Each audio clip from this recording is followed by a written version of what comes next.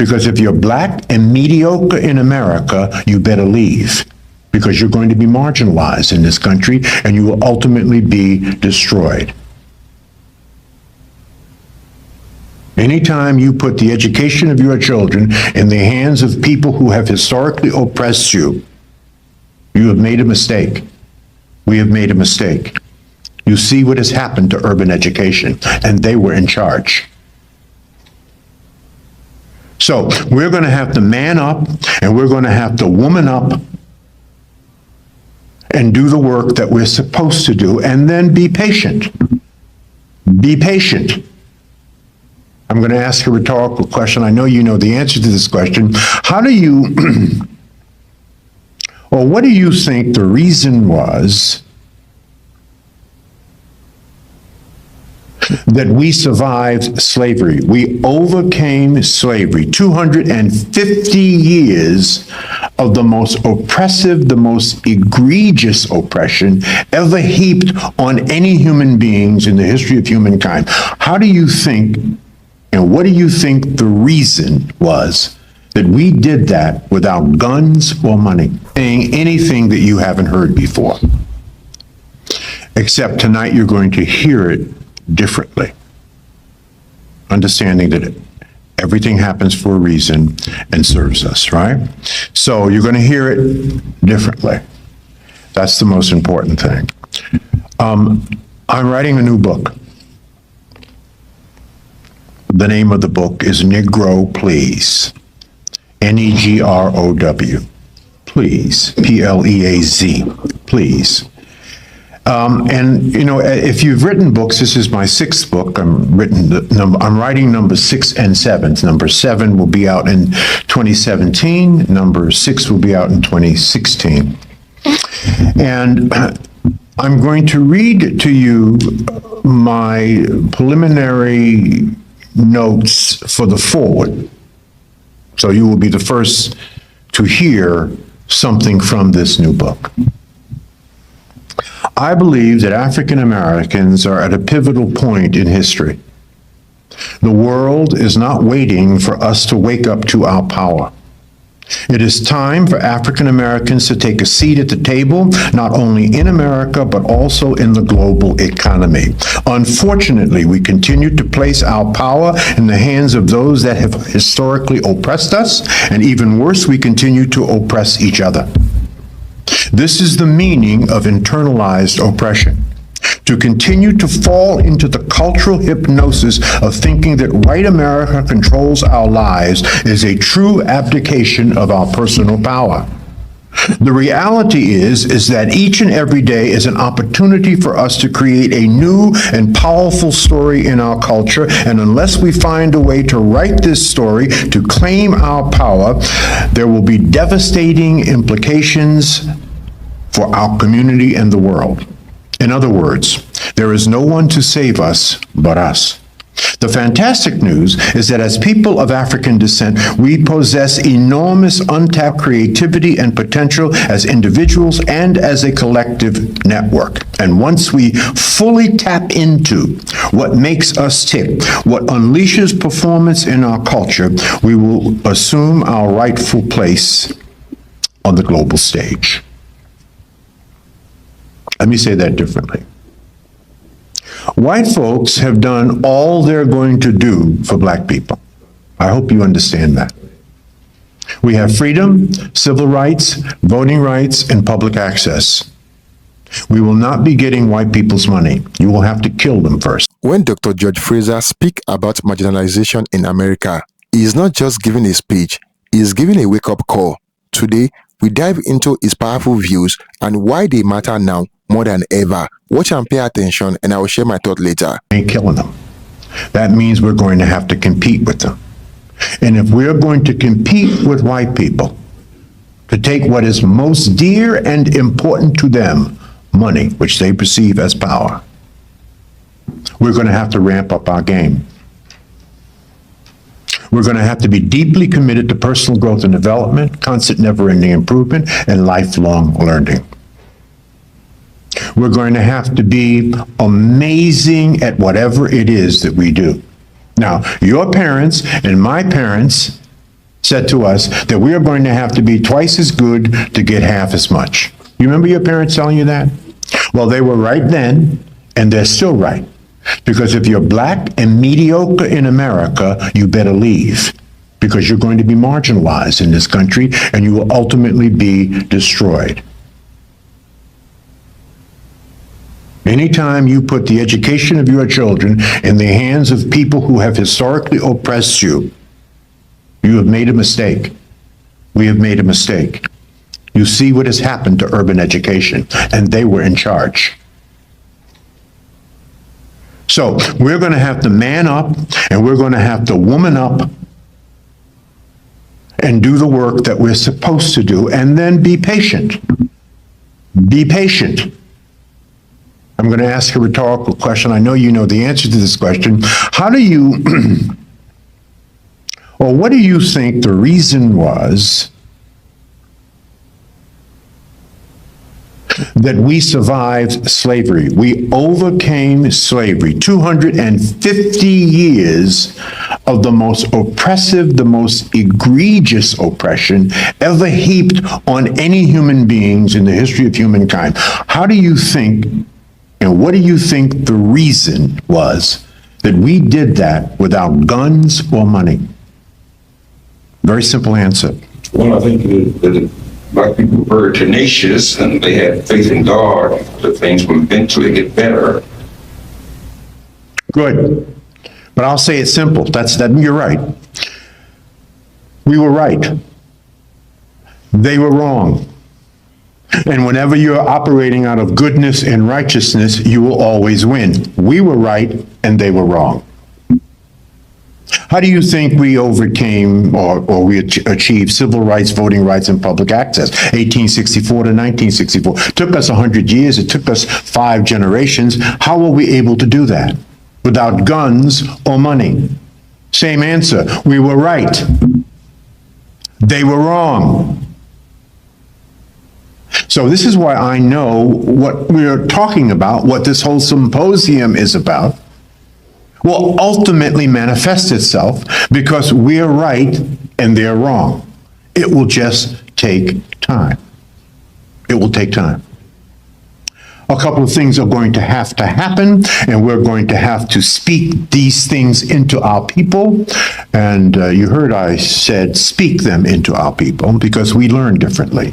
We are oral, auditory, visual, kinesthetic, and tactile learners. Nearly 30 years ago, I started a company called FraserNet. After 20 years in leadership positions in the public and private sector, 13 years as an executive with Procter & Gamble, 3 years as vice president of United Way of America, and 2 years as an executive with Ford. And then at 42 years old, I pivoted and started my own business after I learned my skills at the feet of the masters at whatever it is that they were doing. In the area of branding and marketing, Procter & Gamble is a beast. They are the best on the planet. What am I most proud of in my 13 years at Procter & Gamble? Not all the awards that I won. I'm not bragging, I'm just telling you what it is. What am I most proud of? The 67 African Americans I got into Procter & Gamble during my 13 years as an executive with Procter & Gamble, of which several are now vice presidents and group vice presidents. Many left Procter & Gamble after many years and did exactly what I did. That's what I'm most proud of in my 20 years of working for the man. Is the opportunity I provided personally for 67 people that look like me. I was not, like so many, the spook who sat by the door. So 30 years ago, we started FraserNet. I started FraserNet. What is FraserNet? We are a principle-centered global leadership network of 61,000 top Black professionals, business owners, and community leaders. We are focused on economic development through education, training, and empowerment for Black people. That's what I've committed my life to. Our focus is to train and to educate and to equip Black people with new skills, new thinking, and new approaches for personal, professional, and financial success in the 21st century. We have two goals that we have been working on for 28 years. There are only two things that we have been focused on. Neither of them have anything to do with civil rights or social justice. They have to do with silver rights, S-I-L-V-E-R, and power. We have plenty of wonderful organizations, of which I speak for all the time, from the NAACP to the Urban League to SCLC to the Congressional Black Caucus. This was my 41st time speaking at the Congressional Black Caucus last year. They do wonderful work on social justice and civil rights, but that's not what I'm focused on. That's not what the 61,000 people in my network are focused on. We have two objectives that will take Black people 100 years to achieve. It will take us 3 to 5 generations to achieve these two objectives. And once we achieve them, we will take our people to the next level. What are those two objectives? First is to help Black people build wealth that can be transferred intergenerationally. We're not poor, we're just broke. Our money goes in one direction, away from us, and we're some of America's most conspicuous consumers. We are a $1.1 trillion annual economy. If we were a nation, we would be the 16th richest nation in the entire world. But again, our money goes in one direction, away from us, and we're some of America's most conspicuous consumers. And we will not stop buying from people who will not support us. We are addicted vis-a-vis television and advertising and Madison Avenue to consumption. We do not produce anything that we buy, and we do not sell anything that we purchase. We just consume. We are the pistons to America's consumption engine. There was an interesting article on the front page of USA Today not long ago. I hope you saw this article. Fortunately, it was below the fold. It was about Black people, baby boomers, us, and our money. And here's what this article said about Negroes in America. The Black baby boomers will be the first generation of Africans in America to raise another generation of Africans in America that will not do better than them.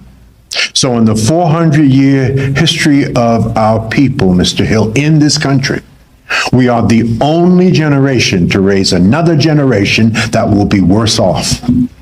We collectively need our asses kicked. And you can count me out of that. I will not contribute to that egregious statistic. And neither must you.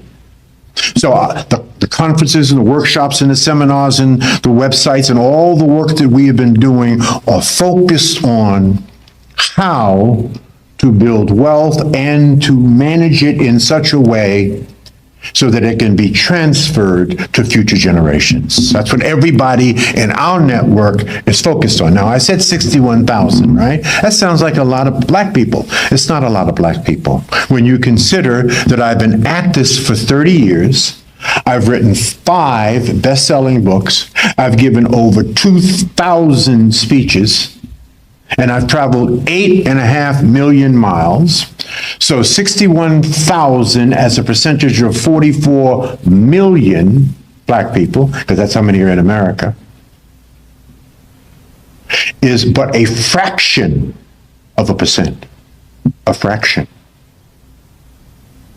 We have a lot of work to do. But that does not discourage me, nor should it discourage you.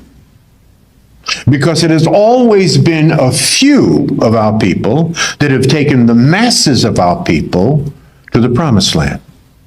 So I'm not discouraged by that. So that is one goal, to help us to build wealth that could be transferred intergenerationally to solve the economic illiteracy problem in Black America. We are an economically illiterate people, as evidence on how we spend our money and what we do with our money. Let me give you a couple of examples, real-time retail examples. I don't know what BMW does for Black people. I speak all over this country, every major Black conference on the planet. I don't see BMW. I don't see BMWs in historically Black newspaper ads. I don't hear BMWs on Black radio. I don't see BMW ads on Black television. I don't know what BMW does. I speak at 30 historically Black colleges a year. I don't see no plaques with BMW's name on it. I don't hear about any BMW scholarships to historically Black colleges. I know what Ford does. I know what Toyota does. I know what General Motors does. I know what Chrysler does. But I don't know what BMW does. But we buy more BMWs, Black people, per capita, than any cultural group in America. Let me say that differently. If you're going to give me all of your money and expect nothing in return, I am simply going to take all of your money and give you nothing in return. So here's what BMW tells Black advertising agencies. How do I know? Because I was a part of one. When they go to BMW and say, listen, you're selling more cars to our people than some of the best automobile companies in America that are doing all kinds of things in the Black community. Can you set aside a budget for special events, for advertising in Black media, etc.? I said, no, absolutely not. We don't need to give Black people anything. They're going to buy our cars anyway. We don't have to do anything special. They're buying it anyway. So we get nothing from BMW, millions from Toyota, millions from Ford, and we keep buying BMWs. That's on us. White folks can't fix that. We have to fix that. So, it's consciousness. It's consciousness. People often ask me, Dr. Fraser, can you give me an example of the intergenerational transfer of wealth right now in your face today? Something that I can relate to. Sure. You have a very bright daughter, a very bright son. They graduate from high school and they qualify to go to Harvard, Yale, Morehouse, Spelman. Will you be able to pay for your child's education, or will you stick them with a $200,000 college bill when they graduate from college? That's the intergenerational transfer of wealth right now. You have a beautiful son or daughter. They decide to engage and get married with someone that you really like. Are you able, as Jewish people are able to do, buy your son or daughter their first home? Can you put a down payment on your son or daughter's first home? That's the intergenerational transfer of wealth right now. We must fix this in the 21st century because the overwhelming majority of us cannot do that. What is the second thing that we're working on? We're working on helping Black people become the #1 employer of Black people by the end of the 21st century. Why? Because we must create work and jobs for our people, because that's the only way to raise up the poor. Jews are the #1 employer of Jews. Asians are the number one employer of Asians. East Indians are the number one employer of East Indians. Arabs are the number one employer of Arabs. And every immigrant group that has ever come to this country understands this but us. We too, ultimately, within the next 100 years, must become the number one employer of our own people. The Asian population has solved their own unemployment problem by one simple thing: Chinese restaurants. You ever go into a Chinese restaurant, which are all over America and especially where we live, and be served by anything other than a Chinese person? In fact, if you go into a Chinese restaurant and there are 4 brothers working in there, leave. Something is seriously wrong. It ain't a Chinese restaurant. I don't know what it is, but it ain't a Chinese restaurant, because they employ only their own people. By the way, that employment in just Chinese restaurants, and if you meet most of them, I love Chinese food and I always talk with the waiters and waiters. Most of them are in college. Lots of them are coming from China and just immigrating here into the United States, and they need it. They employ about 2 million of their own people just in their Chinese restaurants. By the way, we don't have any of those. We don't have any chain black-owned restaurants. We don't even own the fried chicken stuff that we invented. And nobody made fried chicken better than black people. But we do not own the franchise to fried chicken. So, we must create work and jobs for our people, because that's the only way to raise up the poor. Now, those are the 2 things that we are working on. Alongside of teaching and training our people, because that's really what our conference is about. Our conference is a training conference. The Power Networking Conference is a training conference. We do not pontificate ad nauseum about our issues. Our people need training. Okay? But alongside of the training to improve their subject matter expertise, to improve their business, to improve their career path, is leadership training, because our people need leadership training. And so we need new kinds of leaders. We talked about that earlier, Mr. Hill. No longer do we need what I call transactional leaders or transitional leaders. We need transformational leadership in the context of our community. And our transformational leaders are our servant leaders. And our servant leaders, they are the most humble, the most reverent, the most open, the most teachable, the most respectful, and the most caring leaders in our community. And our servant leaders must operate around a new definition of leadership. So I've redefined what I believe leadership must be for us in the 21st century. I think to be a leader in the Black community in the 21st century, you must be awake and alert and dissatisfied at all times. Let me repeat that for you. This is my definition of leader: to be awake, alert, and dissatisfied at all times. Oh yes, we've come a long way, but we have much further to go. Therefore, I am not happy, but I'm motivated by a positive anger directed towards positive change. What do we know about change? We know that you will never change that which you tolerate, and you will only change when you get angry. Malcolm was angry. Garvey was angry. Dr. King was angry. Mandela was angry. Harriet Tubman was angry. We are not angry.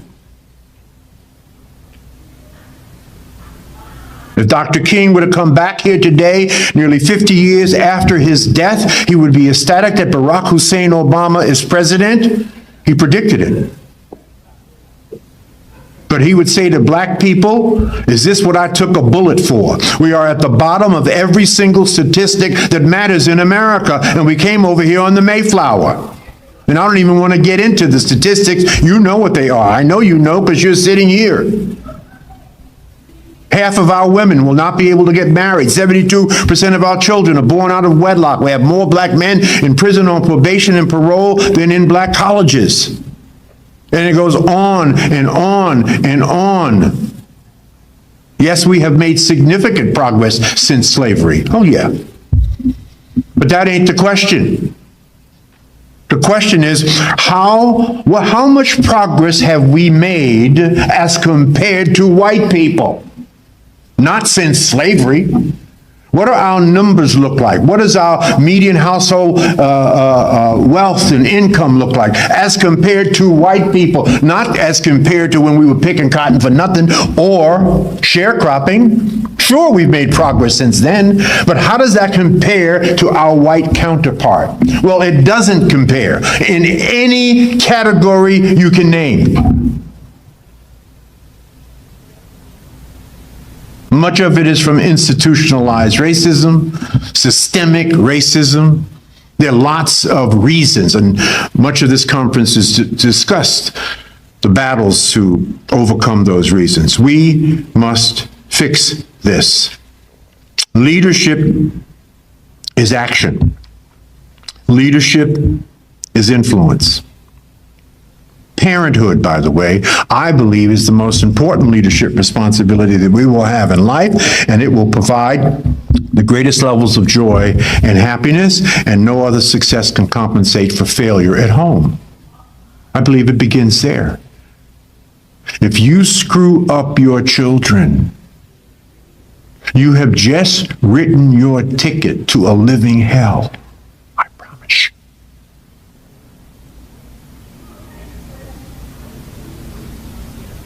And we're not doing well with this.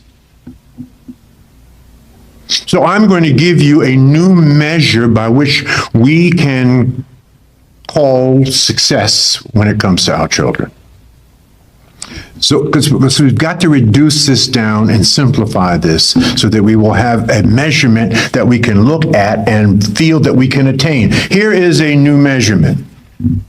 Here is the new success today for raising a black child. For those who do not know, Dr. George Fraser is a global leadership guru, business strategist, and one of the most respected voices in black empowerment, founder of FraserNet, connecting black professionals worldwide, author of Success Runs in Our Race and Click 10 Truths for Building Extraordinary Relationships, advocate for economic self-reliance and building black wealth.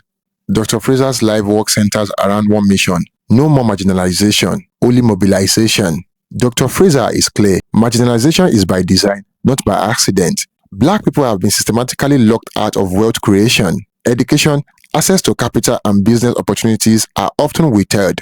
Political and economic systems are structured to maintain dependency, not independence. He warns, if you are not at the table, you are on the menu. According to Dr. Fraser, the solution to marginalization is not begging for its inclusion. The solution to marginalization is not begging for inclusion. It is building our own. Support black businesses, network intentionally within the community, create intergenerational wealth, develop skills for ownership, not just for employment. Dr. Fraser says, we are not victims, we are victors in training if we understand the assignment. Dr. Fraser does not just speak to black people, he sent a warning to America as a whole. A society that marginalizes part of its population will eventually implode. Wasted talent, lost innovation, and growing destroys will weaken the entire country. Empowering black Americans is not charity, it is national self-preservation. Justice is not just morally right, it is strategically necessary. It is strategically necessary. Dr. Fraser's ultimate message is clear. Own your power, control your destiny. Never wait for a system designed to marginalize you to save you. We either build our own table or continue to be served leftovers. The choice is ours. Thank you for watching. Don't forget to like this video and share your thoughts in the comment box below. Until next time, cheers and have a good one.